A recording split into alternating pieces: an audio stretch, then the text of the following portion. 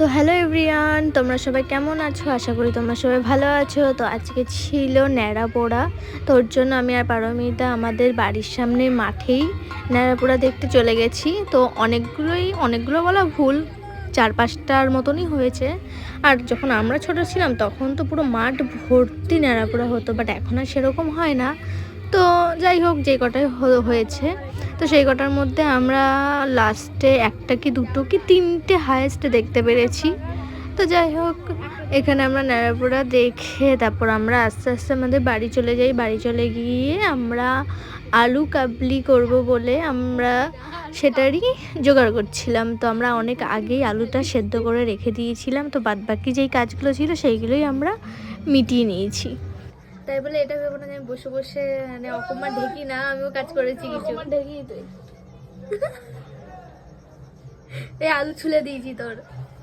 বহুত বড় কাম করা হয়। আর বেশি কাজ পারমিতাই করে, কারণ ও চটপটি আছে।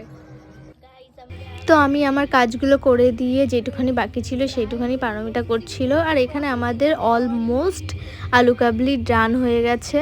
তো লাস্টে খালি একটু চানাচুর মানে ওপর দিয়ে দিয়ে দিলে হয়ে যেত। তো আমরা এখানে বাইরে বেরিয়ে ন্যাড়াপোড়া দেখতে দেখতে আলু কাবলি খাচ্ছিলাম, কারণ আমাদের প্ল্যান ছিল এটা যে খাবো আর ন্যাড়াপোড়া দেখবো। যদিও লাস্টে একটা দুটোই দেখতে পেরেছি। যাই হোক, তো এখানে পারমিতা টেস্ট করে রিভিউ দিয়ে দিয়েছে, তারপর আমার পালা ছিল। আর আলু কাবলিটা সত্যি হেভি হয়েছিল খেতে, ঠিক আছে, সব দিক দিয়ে পারফেক্ট ছিল।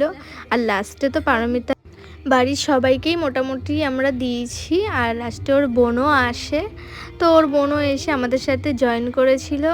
তো এখানে আমরা তিনজনা মিলে লাস্টে সব শেষ করে দিই। তো আজকে আমার ব্লগটা ছিল এইটুখানি। টাটা সবাইকে, বাই বাই।